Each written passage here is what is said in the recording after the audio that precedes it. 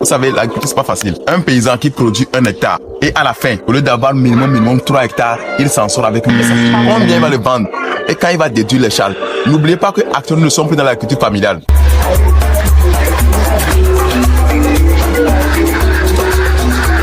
Bonjour très chers passionnés, comment vous allez? J'espère que vous allez bien. Aujourd'hui, nous sommes dans notre champ d'expérience de sémence 6, le maïs hybride, qui a un rendement potentiel entre 10 et 12 tonnes à l'hectare. Beaucoup commencent à faire un peu de bruit sur les réseaux sociaux, soit disant que le maïs hybride, c'est du OGM, que bon, c'est pas bon de promouvoir ça en Afrique. Je ne suis pas un généticien, mais au moins, je pense que beaucoup de personnes ont appris la génétique. Qu'appelle-t-on hybride, c'est deux êtres vivants, deux plantes, où l'un a une caractéristique que l'autre n'a pas. Je donne un exemple.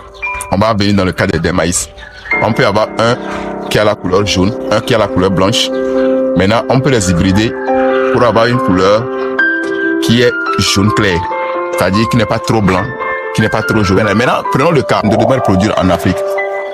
Les blés que nous consommons en Afrique, est-ce que vous avez la maîtrise de la production? Je n'ai pas dit que les blés que nous consommons sont des OGM, non. Je n'ai non plus dit que les blés que nous consommons sont de mauvaise qualité. Je fais juste des analyses. Ce ne sont pas des OGM, ce sont des hybrides. Et les blancs, eux, ils produisent là-bas et ils nous envoient.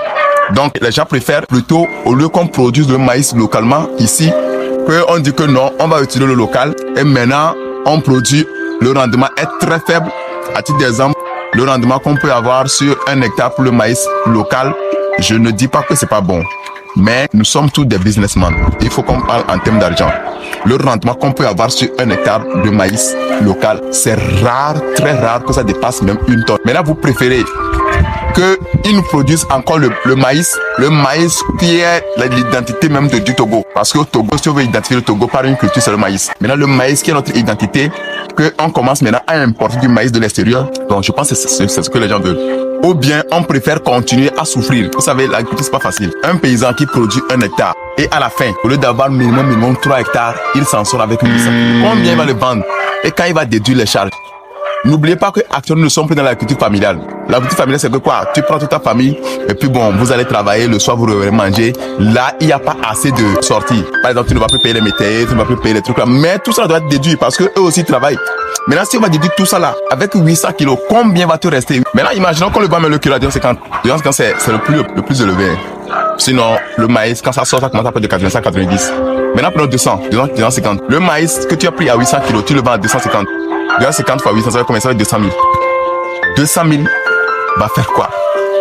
Si on veut déduire les charges, le coût de production, c'est pas à moins de 400 000. Tu vas faucher, tu vas labourer, tu vas faire des sacrages, tu vas payer les intrants, tu vas faire herbicides.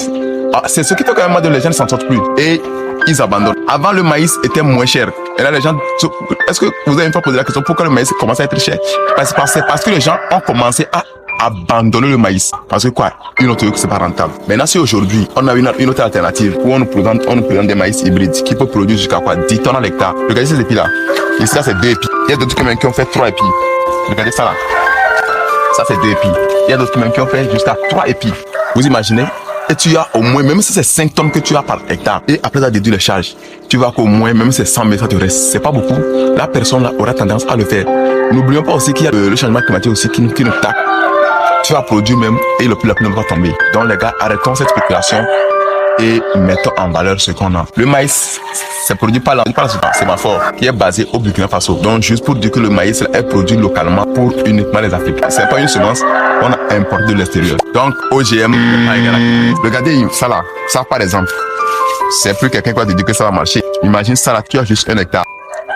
Donc ça, c'est pour faire l'exhortation à tout le monde et de dire que l'agriculture, c'est à nous de le relever.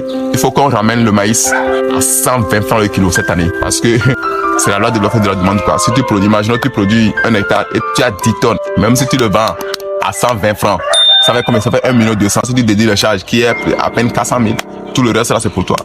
Mais si tu produis 1 tonne qui est à 400 francs et tu as 800 kilos qui est à 200 francs, tu as envie d'augmenter le prix. Donc le maïs va être à 400 000 à 500 francs le kilo. Qui va supporter? Donc les gars, mettons au travail. L'agriculture serait plus comme avant. Il faut maintenant que nous aussi on grandisse que nous aussi, on apporte de nouvelles technologies pour que l'avancement. Je n'ai pas dit de supprimer les semences paysannes. Chacun a le libre choix. Chacun a le libre choix de faire ce qu'il veut. Mais laissez les gens qui veulent vraiment développer l'agriculture togolaise, laissez-les travailler, laissez-les faire correctement cela. On est ensemble. Puis...